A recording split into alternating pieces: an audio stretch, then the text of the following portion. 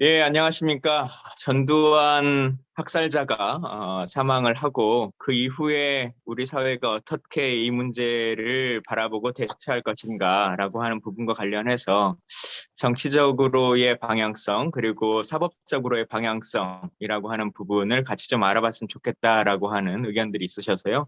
오늘 긴급하게 화상 대담을 마련했습니다. 저는 뭐 길지는 않을 것 같은데요. 오늘 이 화상 대담의 사회를 맡은 김광진입니다. 두 분 나오셨는데 간단하게 소개해 주시죠. 먼저 김정호 변호사님.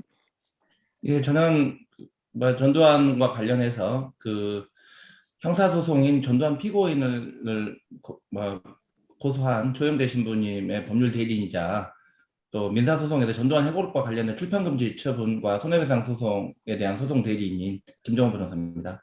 반갑습니다. 예, 예, 강기정 네, 수석님. 저는 22살부터 전두환을 잡으려고 감옥을 보내려다 제가 감옥 가버린 강기정입니다.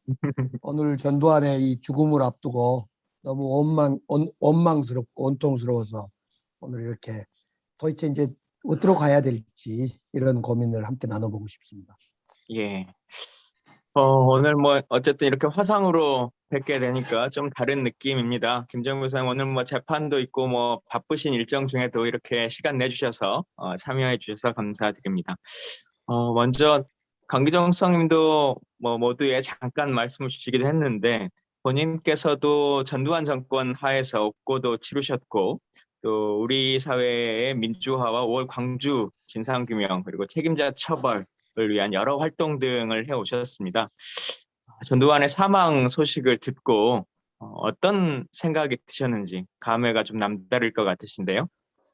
전두환이 사라지게 돼서 죽게 되어서 정말 너무나 안타깝다 이런 생각이 들었습니다. 그러나 역사의 어떤 법정은 계속된다.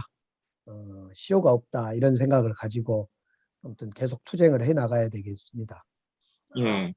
언론 기사로도 전두환 사망으로 인해서 뭐 시효가 뭐 문제가 된다거나 아니면 대상자가 뭐 없어져서 더 이상 재판이 어렵다거나 뭐 이런 기사들도 나오기도 했는데요. 변호사님 사실은 일반 시민분들이 무슨 재판을 어떻게 하고 있는 건지라고 하는 것 자체도 잘 모르시는 분들도 많으실 것 같아요. 그래서 기본적으로 지금 어떤 재판이 이루어지고 있는 과정이었는지를 먼저 좀 설명해 주시면 좋겠습니다. 예, 사실 전두환에 대해서는 그 93년도에 그 소위 문민정부의 역사가족 세우기 차원에서 그때 내란 목적 살인과 내란죄에 대한 대법원의 확정 판결이 95년 6년에 있었습니다. 그거에 대한 이제 좀 사실은 전혀 국민 동의가 없는 사면이 됐었죠. 그러고 나서는 쭉 이제 이 부분이 묻혀 있었는데 전두환 스스로 이제 다시 2차 가해를 해오기 시작한 시점이 2017년 4월입니다. 그때 전두환 해고록이라는 허위로 점철된 왜곡의 집대성판인 책을 내면서 이제 정말로 역사 쿠데타를 다시 일으킨 거죠. 그래서 전두환 해고록에 대한 소송을 두 가지로 했습니다.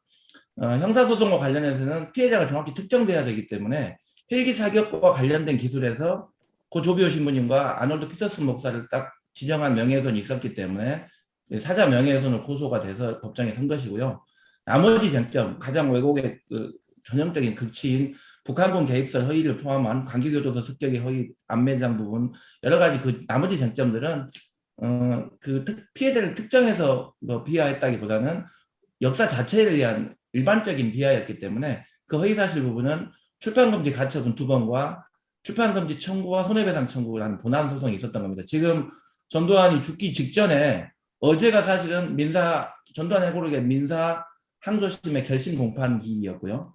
다음 주 29일이 형사 항소심의 공판 기일이었는데 전두환이 죽음으로 인해서 이게 다 끝난 게 아닌가 이런 이제 의문을 많이 가지셨는데 형사 사건인 피고인인 전두환 재판은 피고인이 죽었기 때문에 공소기각 결정으로 끝나는 거지만 1심에서 115페이지의 유죄 판결이 나왔고 그 과정에서 수많은 증거들이 현출되었기 때문에 그것의 의미는 상당히 남아있고 다만 민사는 오히려 북한군 개입설을 포함한 정말 진상규명과 관련된 안매장 부분이 다 있기 때문에 그 부분은 오히려 피고 1이 전두환이고 피고 2가 그 아들인 전제국입니다. 아들이어서 책임을 묻는 게 아니고 지은이가 전두환이고 편애니가 아들이기 때문입니다. 그래서 전두환은 죽었지만 아들이 절반의 피고의 지위를 가지고 있고 여전히 전도한 부분은 당연히 또 소송 소개 절차가 있기 때문에 민사 판결은 변함없이 갈 수 있다. 저는 이렇게 생각하고 있습니다. 그리고 지금 조비오 신부님 관련으로 명예훼손 및 허위사실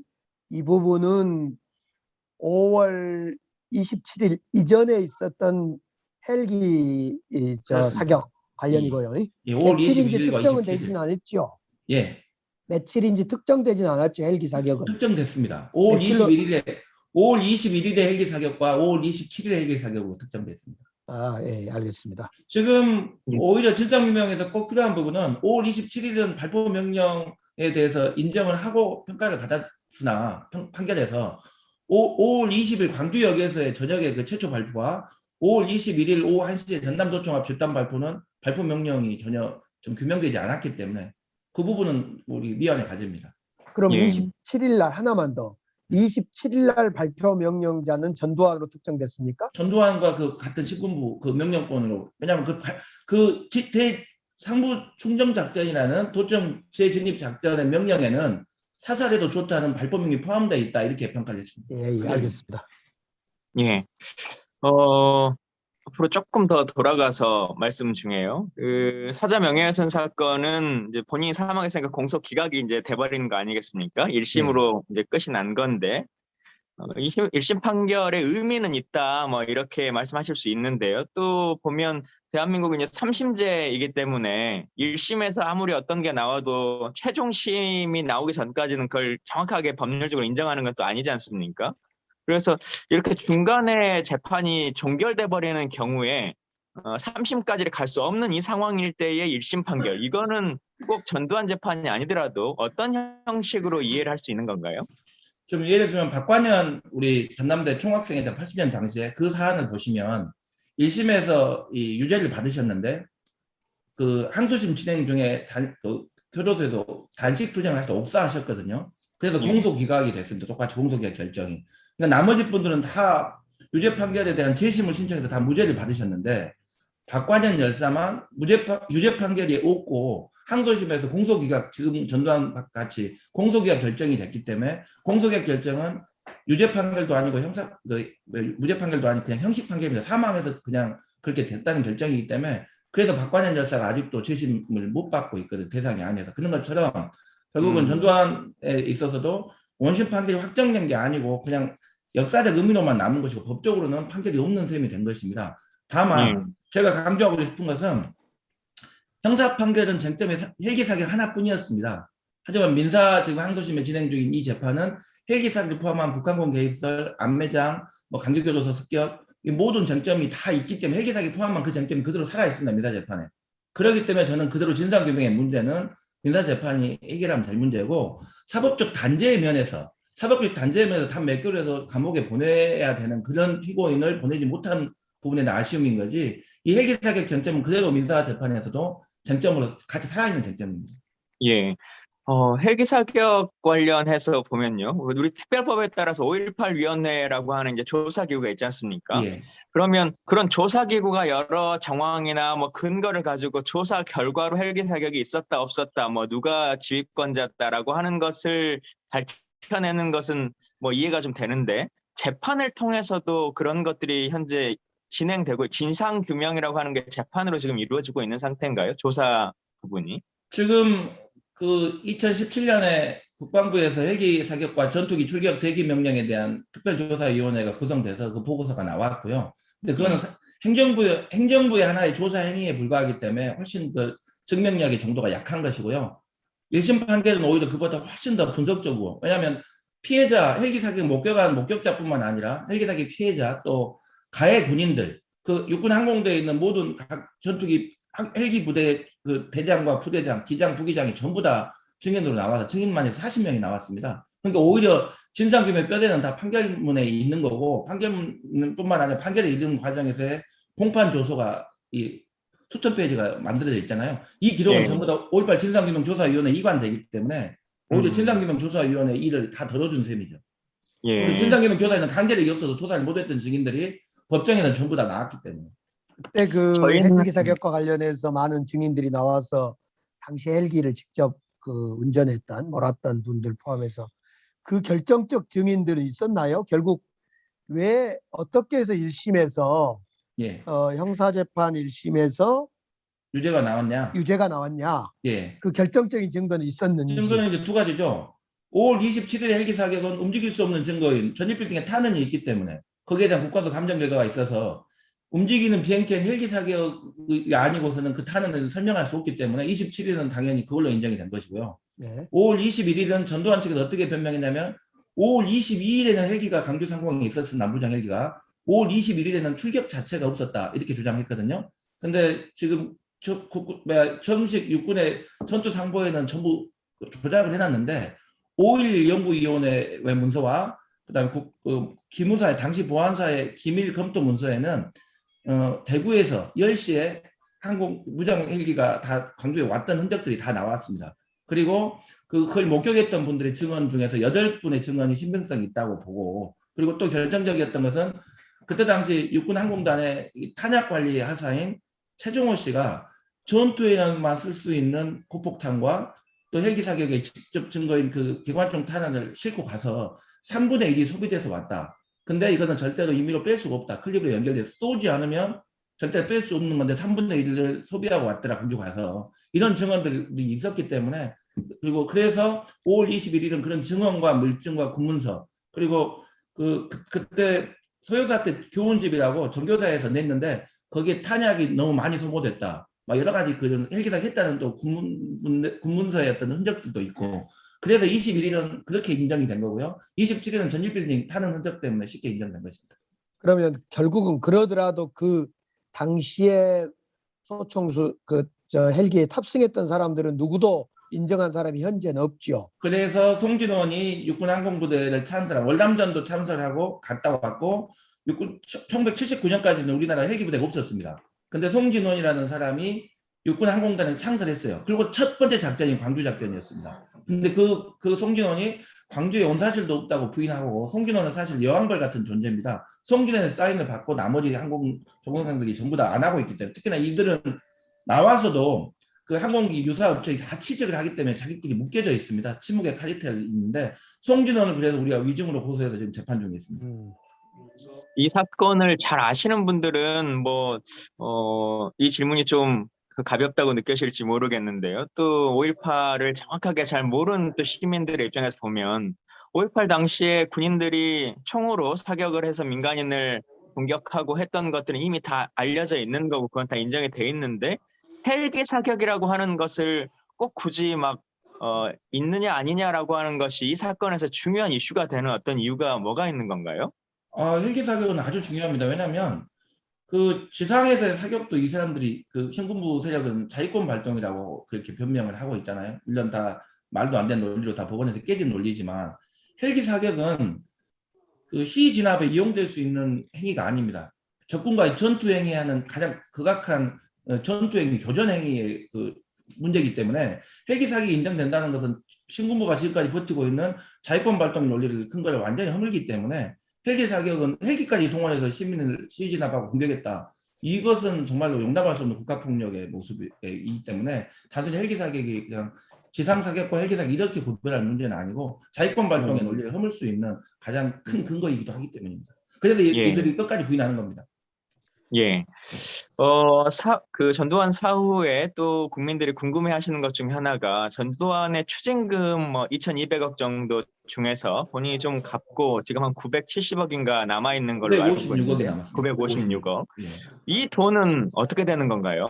그 답변 전에 넘어가기 전에 형사 사건은 항소 결심을 앞두고 이제 그 뭐라 그럽니까? 그렇게 됐는데 공소기각 결정. 공소기각 결정이 됐는데, 민사 사건은 지금 민사가 항소 결심을 앞두고 있습니까? 둘 다 공교롭게도 전두환 죽기 하루 전날 민사가 항소심 결심, 형사는 다음 주 월요일, 이게 다 지금 결심을 앞두고 갑자기 전두환이 죽은 겁니다. 형사는 1심이죠? 아니, 형사는 이미 1심에 유죄가 났고 작년 11월 그럼 30일. 민사 1심은 어떻게 났나요? 민사 1심은 다 인용이 됐죠. 다 손해배상 인정이 되고. 손해배상 인용이 됐고요. 네, 수사는 인정이 됐고. 예. 그러면 민사는 다음 주에 하나요? 올해 24일 어제가 민사 항소심 결심이었는데 갑자기 죽었기 때문에 예. 명기 신청을 했습니다. 전두환 측에서. 그러면 그래서 이제 12월 22일로 잡혔습니다. 다시. 11월 22일로 잡혔는데 아까 전제국이 편엔이고 예. 그렇기 때문에 만약 민사 결정이 자 배상금이나 이런 것이 뭐 1억이 나온다. 예. 그러면 5천만 원만 물게 되는 건가요? 아닙니다. 어차피 책임은 다 지고 집행의 문제는 따로 문제입니다. 법원은 아, 집행 가능성은 뒤에 문제고 일단 상식적으로 판결은 다 그냥 똑같이 하는 거고요. 집행을 할 수 있냐 마냐 문제만 또 추징금하고 똑같이 남는 겁니다. 예, 예, 알겠습니다. 예. 앞서 그 추징금도 다시 한번 설명 좀 해주시죠. 예, 형사 피고인이 사망한 경우에는 원칙적으로 형사 피고인에게 더 이상 추징할 수 없는 게 원칙이기 때문에 피고인이 죽은 이상 가족에게는 추징할 수 없는 게 대원칙입니다. 그래서 일반적으로도 그렇고 이 사람도 원칙적으로 추징이 어렵다는 게 맞고요. 다만 이게 좀 특이한 게 전두환 2013년부터 검찰에서 범죄 수익 환수부를 만들어 가지고 전두환의 은닉 재산을 찾아서 전두환의 가족과 제3자 명의로 은닉된 재산에 대해 압류를 해놓은 상태입니다. 지금 압류가 돼 있어요. 근데 그 집행을 못하고 있을 뿐이죠. 묶어놨습니다. 처분 못하게. 그래서 전두환 그 범죄 수익 환수법이라고 이게 정식 명칭은 공무원 범죄 몰수 특례법. 근데 그걸 일명 전두환 몰수법이라 합니다. 이 법에 대해서 전두환 측에서 헌법소원을 냈어요. 위헌이라고. 근데 작년에 헌법재판소가 합헌 결정을 내렸습니다. 그래서 지금 거기에는 어떻게 규정되냐면 범인 이외의 자가 이 범죄 수익에 해당된다는 정을 알고 취득한 불법 재산이거나 그로부터 유래한 재산을 몰수할 수 있다는 그 조항이 있고 그 조항이 합헌 결정을 받았기 때문에 지금 현재 압류해 놓은 재산에 대해서는 검찰에서 좀 더 노력해서 환수를 할 수 있다고 보고 올해도 사실 14억을 환수를 했거든요. 계속적으로 찾아서 해야 되지 않을까 싶습니다. 전제국이나 전재용이나 애들한테 다 손자한테까지 다 간 재산이 은닉 재산으로 보여집니다. 다시 제가 이 말씀을 듣다 보니 헷갈렸는데 아까 분명히 그 집행의 문제는 다른 문제다라고 이야기하긴 했지만은 방금 이야기 속에서 사망하면 그 범죄인이 사망을 하면 은닉 집행을 할 수 없다. 예, 원칙은 그렇습니다.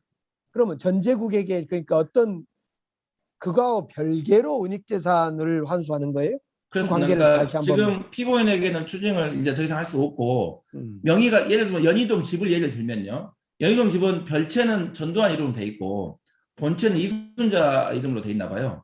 그러다 보니까 지금 법원에서 어떻게 결정했냐면 이순자 것은 집행을 못하고 전두환 것만 공모에다 붙여서 현금화 시켰거든요. 그런 것처럼 원칙적으로 전두환 명의가 아닌 제3자나 가족의 재산은 안 되는데 그것이 전두환으로부터 은닉된 범죄 수익 그때 비자금 만들고 은닉된 돈이라는 증거를 검찰이 확인할 수 있다면 그러면 추징이 가능하다는 얘기죠. 아니 제 이야기는 그러니까 추징금의 경우는 그렇고 예. 지금 민사소가 결정이 날 때 예. 그 배상금을 물어야 될 거 아니에요. 베일 문제 예. 승소를 하면 예. 그것은 돈은 전제국에게 물릴 수 있냐 없냐 이거예요. 전제국에는 물리죠. 왜냐하면 전제국은 스스로 피고기 때문에. 근데 전두환의 상속인들은 전두환이 29만 원밖에 없다고 우기고 있잖아요. 그러니까 상속을 포기할 가능성이 높잖아요. 전두환 몫은 집행이 안 될 가능성이 크지만 우리는 상징적으로라도 받아놔야 되겠다는 거예요. 사망을 해도 민사는 사망을 해도 그 소송 수계 절차를 밟습니다. 소송 수계 절차. 오케이.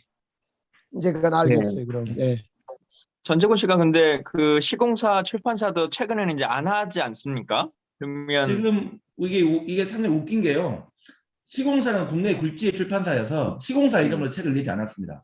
왜냐하면 시공사 이름으로 책을 냈다는 전두환 해고력의 출판금지 가점을 시공사의 상태로 낼 수밖에 없기 때문에 전제국하고 전두환이 머리를 써가지고 자작나무라는 아주 그냥 그 작은 출판사 하나를 만들었어요. 그래서 거기서 출판한 책은 딱 2개뿐입니다. 전두환 해고력과 이순자 자서전. 출판금지가 들어올 걸 예상하고 그 날려버릴 생각으로 만든 위장 회사에 가깝죠. 그것을 전제국이 만들었기 때문에 저는 전두환과 공범이라고 보는 거죠. 시공사는 일부러 법률적 조치가 안 되게 하기 위해서 처음부터 치밀한 설계가 있었다고 보입니다. 예. 사실 전두환의 최근 모습을 저희는 뭐 재판정에 들어갈 때의 잠깐 뭐 모습이나 아니면 연동에서 나오는 모습 정도의 스케치만 이렇게 봤는데요. 변호사님은 재판장에서 긴 시간 동안 이제 전두환 씨를 보셨을 거 아니겠습니까? 예. 근데 뭐 본인이 치매다, 뭐 기억이 안 난다, 알츠하이머다라고 하는 것으로 언론에는 계속 이제 핑계를 댔었는데 재판정에서 바라봤을 때의 전두환의 마지막 모습은 좀 어땠습니까? 전두환은 사실은 뭐 그 선별적 어떤 반응을 보인다 그럴까요? 꼬북꼬북 졸다가도 본인한테 좀 불리한 것 같으면 또 눈을 뜨고 좀 지켜보고 저는 알츠하이머 증세가 어느 정도인지 모르겠습니다만은 기본적으로 전두환이 출석 자체를 결국 다 합쳐서 3번밖에 안 했습니다. 원심에서 3번, 항소심에서 1번, 4번밖에 안 한 거죠. 근데 그 4번에 와서도 재판에 집중하는 모습은 본 적은 없고 다만 본인 구형을 하거나 본인한테 민감하게 어떤 내용을 할 때는 또 눈 뜨고 또 재판장을 쳐다본 걸 보면 완전히 의식이 없는 게 아니라 특히나 올해 사망은 했습니다만은 골프장에서 18월 스코어를 본인이 다 계산해서 냈다고 하더라고요. 그러니까 저는 전혀 그 알츠하이머다 이것은 좀 그게 경증의 알츠하이머일 수는 있어도 의사소통이 안 되는 그런 정도는 아니었다고 보고요. 예. 지금 와서 가장 아쉬운 것은 2017년 제가 고발하고 2018년 5월 3일에 기소되고 2019년 3월이 돼서야 첫 소환이 당했거든요. 구인장 발부하고. 그 1년이 허비된 것. 전두환이 각종 알츠하이머다, 치매다, 감기다, 뭐 독감이다 하고 관할 위반이다, 이송 신청 이렇게 해가지고 가진 이유를 들면서 불출석했던 그 1년이 너무 아깝습니다. 그 1년을 잘 확보했다면 이미 대법원 판결까지 났을 건데 그 전두환의 꼼수와 그 진정성 없는 태도에 최초 한 1년이 허비된 시간, 그 절차적 허비 시간이 너무 가깝습니다. 예. 나쁜 사람은 끝까지 나쁘게 모든 일을 하고 간 것 같은데요. 수석님께 질문을 조금 돌려보려고 합니다. 사실 뭐 최근에 또 노태우 씨가 사망을 해서 국가장을 한 것을 가지고도 뭐 여러 이제 논쟁들이 있었고 한데요.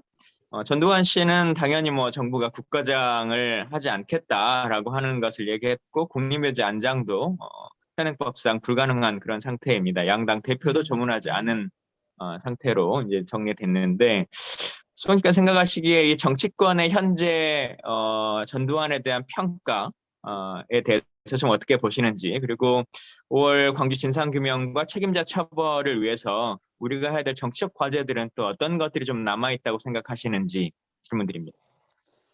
이제 대체적으로 5.18 5.18 정신을 헌법 전문에 넣고 5.18을 민주주의의 어떤 행위로 인정을 하고 있는 것 같아요. 특히 국힘당까지도 그렇게 하고 있죠. 끊임없이 물론 국힘당 내부에서 동의하지 않는 돌출 발언을 하거나 역사, 망언, 왜곡 발언을 하는 것은 있지만은 그런데 비해서 윤석열 후보는 여전히 그 5.18과 전두환에 대한 정치가 좋은 정치, 또 5.18을 여전히 민주주의의 어떤 본령으로 보지 못하는 인식이 있는 거 아닌가. 제가 볼 때는 이제 지난번에 그 후보 시절의 경선 과정에 5.18 정치가 좋은 정치다. 전두환 정치가 좋은 정치다. 5.18만 빼고 이런 식의 이상한 이야기를 해서 많은 국민들로부터 지탄을 받았고 그 이후에 광주 우리 망월동에 와서 사과하고 참배도 하려고 했으나 거기서 역시 사과도 가짜 사과였다, 정치 쇼였다 이런 비판을 받았는데 그걸 증명한 것이 이번에 전두환에 대한 조문 하냐 안 하냐, 처음에 한다 그랬다 하지 않는다 했다. 결국 이런 걸 총체로 볼 때 윤석열은 빼고 대부분은 전두환 정치는 잘못됐다 이렇게 인식을 하고 있는 것 같아요. 그런 점이 너무 안타깝고 특히 대통령 후보로 나온 윤석열 후보가 그런 인식을 갖고 있다는 데 더욱 큰 위기의식과 문제의식을 갖고 있고요. 두 번째로는 이제 이 전두환은 사망을 했고 죽었으나 결국 역사 법정이 계속돼야 된다. 앞서 김정호 변호사님 말씀처럼 민사 또는 형사 1심의 결과 이런 것은 변할 수 없는 또 묻힐 수 없는 증거이고 그런 증거에 기초해서 우리는 5.18과 전두환 정치에 대해서 역사 속에 반드시 밝혀내는 그런 일들이 계속 이루어져야 되겠다 이런 거고 결국은 그 끝은 진실규명과 책임자에 대한 처벌 이것이 40년째 되고 있습니다마는 그 끝은 5.18 정신을 헌법에 담는 것 이것이 아닌가 싶어집니다. 예.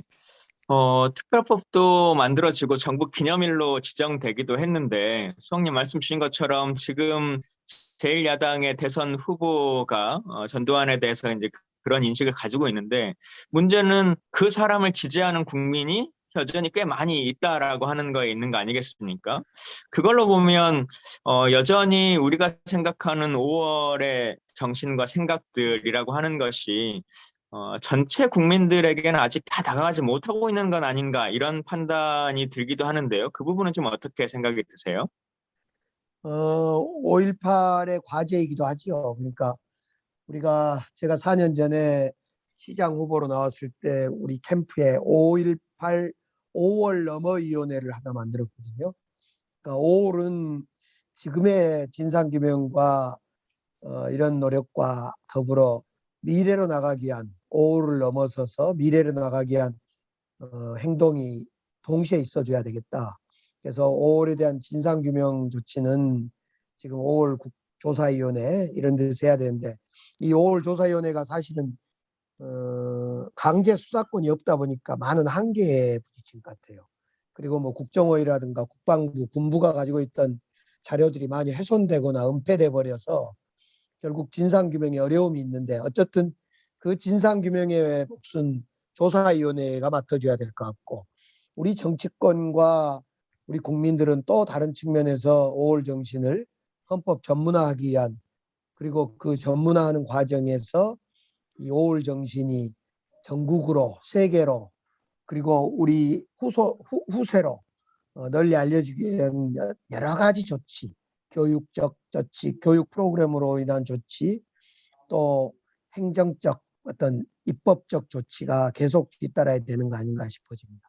예, 비슷한 질문을 변호사님께도 좀 드리고 싶은데요. 사실 뭐 커뮤니티 등에서도 그렇고 또 5.18을 직접 경험하지 않은 세대들 입장에서 보면 제주 4.3이나 5.18이나 이런 일들이 오랜 기간 특별법으로 진상규명도 되고 뭐 보문도 되고 많이 이루어졌는데 여전히 더 부족한 부분들이 있는 것이냐라고 하는 문제 제기를 하시는 분들도 많이 있으시거든요. 법률적으로나 제도적으로 어떤 부분에 대한 보완이 조금 더 필요한 것인지, 그리고 이미 대한민국이 민주주의를 이룬 지가 수십 년이 넘게 됐고, 사법정의라고 하는 사법부의 독립도 꽤 이룬 나라인데, 여전히 이 진실은 왜 밝혀지지 못하고 있는 것인지라고 하는 부분도 좀 답을 주시면 좋겠습니다.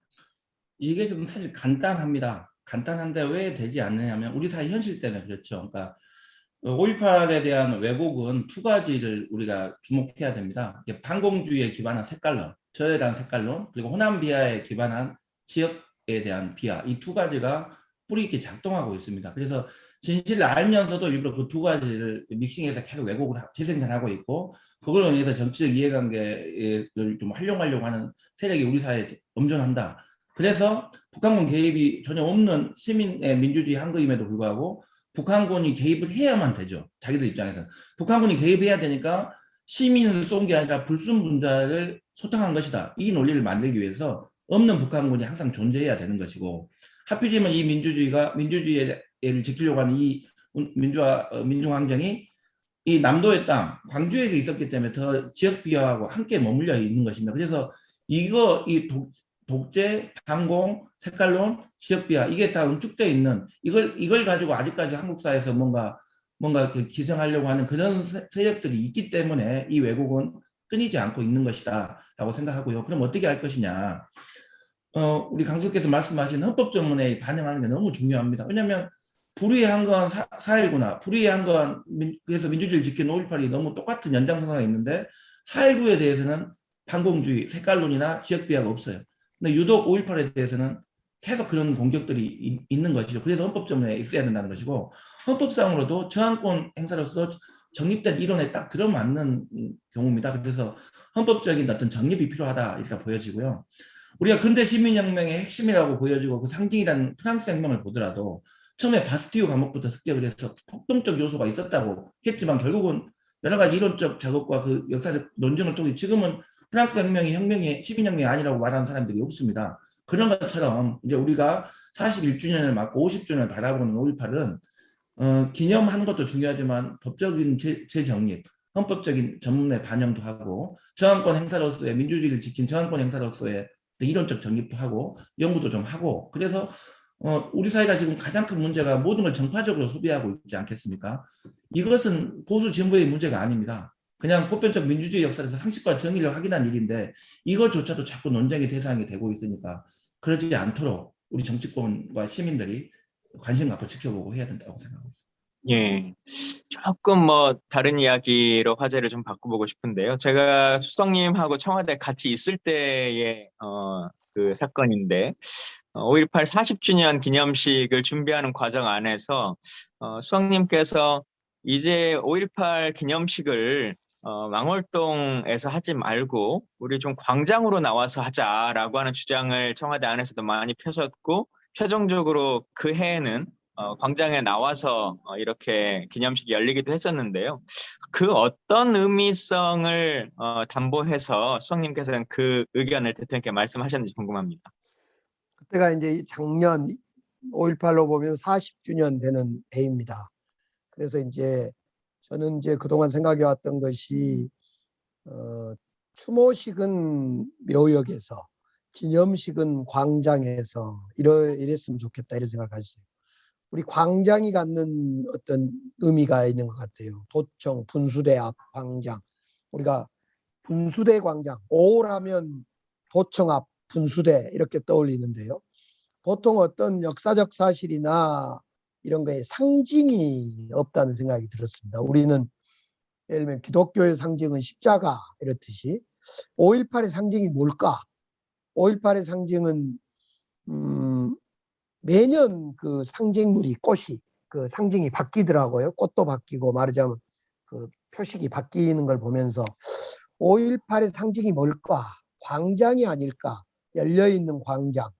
그래서 그 열려있는 것은 공동체를 뜻하고 평등을 뜻하고 위아래가 없는 걸 뜻하고 이것이 당시의 5.18을 상징하는 당시 5.18은 누구도 뭐 위아래도 없고 가난한 사람, 부자인 사람, 그리고 잘난 사람, 못난 사람 아무것도 없는 그런 광장의 세상이 아니었을까.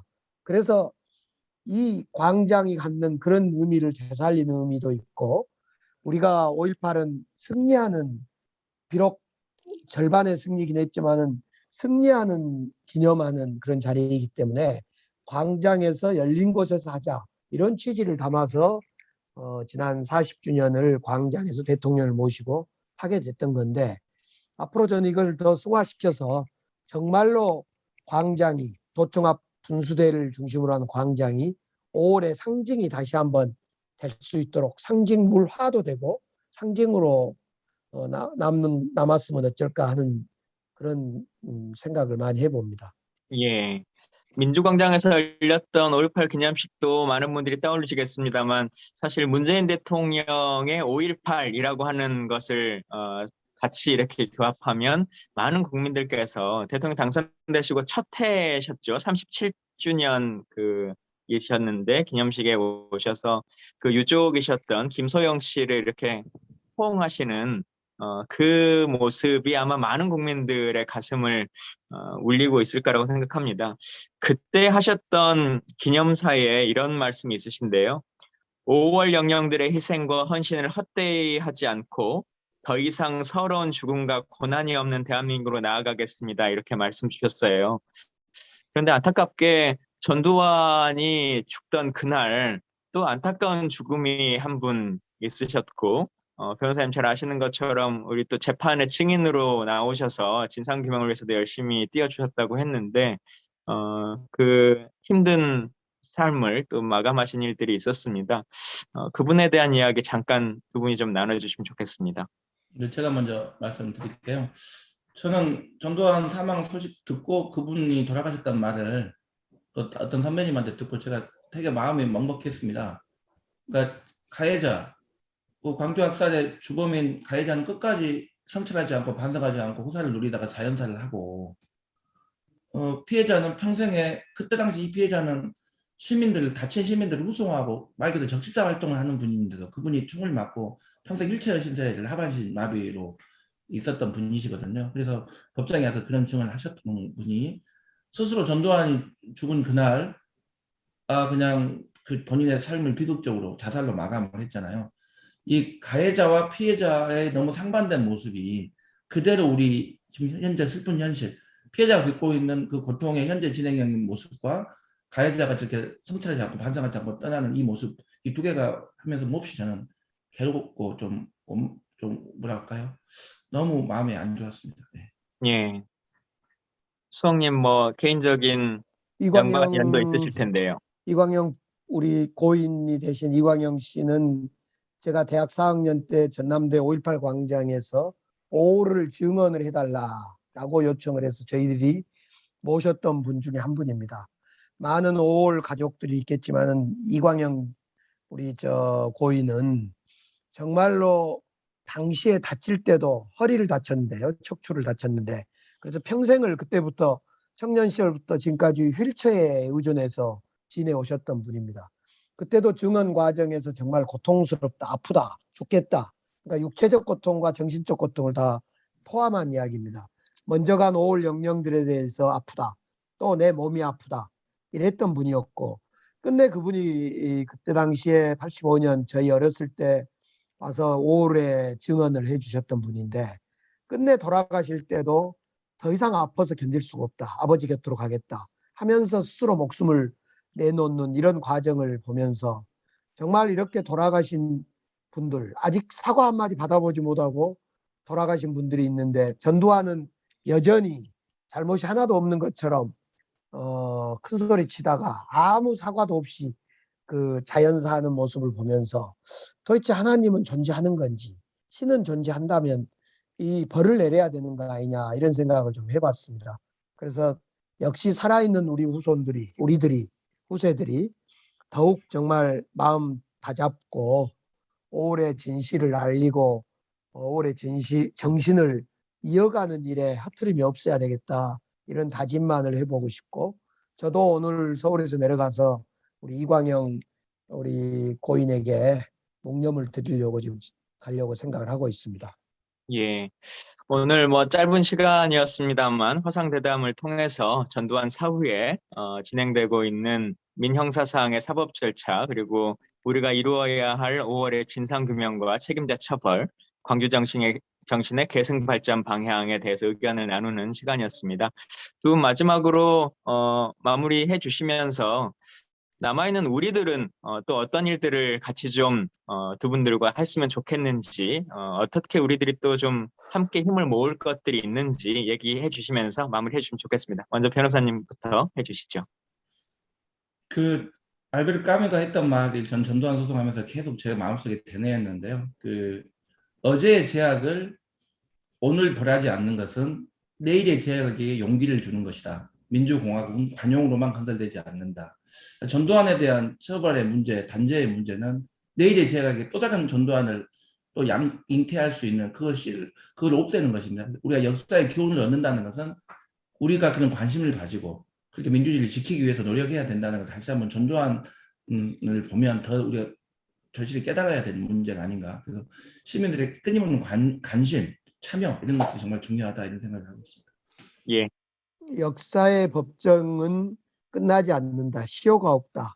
이 말을 저는 되뇌이고 싶습니다. 예. 예, 함께 얘기 나눠주셔서 감사드리고요. 또 다음 기회가 될 때 더 많은 이야기 두 분과 함께 더 나눴으면 좋겠습니다. 예, 오늘 이 화상 대담은 이것으로 마치도록 하겠습니다. 감사합니다. 감사합니다. 그렇습니다.